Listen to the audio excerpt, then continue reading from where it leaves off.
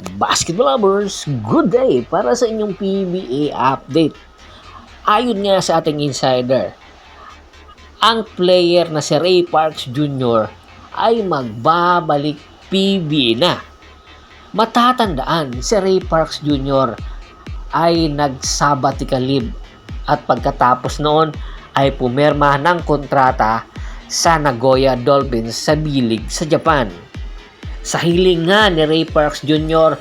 na ibigyan siya ng release paper ay pinagbigyan ito ng tropang giga, kaya naman ito nakapaglaro ngayon sa Japan. Ayon nga sa ating insider at sa mga report na kumakalat ngayon, malapit na mag-expired ang kontrata na pinirmahan ni Ray Parks Jr. which is 1-year extension contract lang ay kanyang pinirmahan para sa Nagoya Dolphins. At pagkatapos nito ay magbabalik PBA na ito. Pero hindi para sa tropang giga, kundi para sa Barangay Ginebra, San Miguel.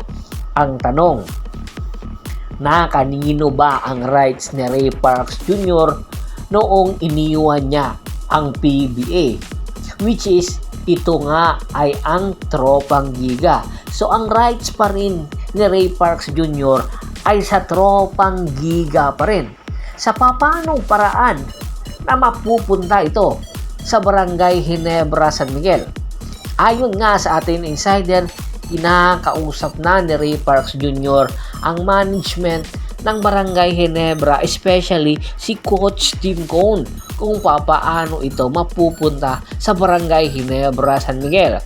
Isa lang naman ang tanging mapupuntahan na rason para mapunta si Ray Parks Jr. sa Barangay Ginebra kung magbabalik PBA ito ay magtitrade ang Barangay Ginebra para kay Ray Parks Jr.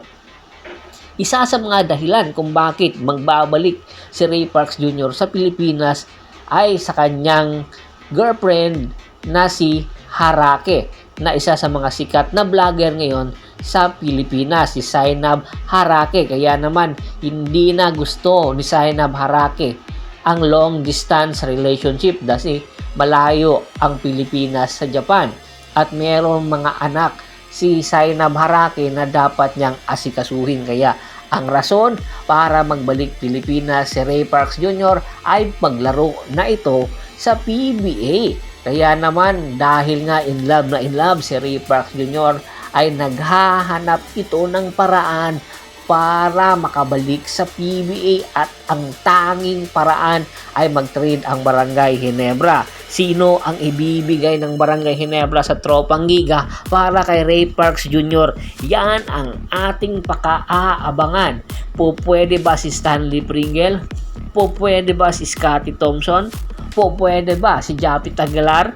Pwede ba mga future picks ng Barangay Ginebra San Miguel? Or gagamit ang Barangay Ginebra San Miguel ng farm team? Samantala, dahil nga sa pagkawala ni Vic Manuel sa SMB at nagkaroon ito ng injury, nakukulangan ngayon ang lineup ng SMB ng big man. Kulang na kulang ngayon ang big man rotation ng SMB dahil isa sa mga key players ng SMB, si Vic Manuel, ay hindi makakapaglaro sa buong konferensya ng Commissioner's Cup at kinakailangan nila ng isang big man na magkukumplement kay Junmar Fajardo.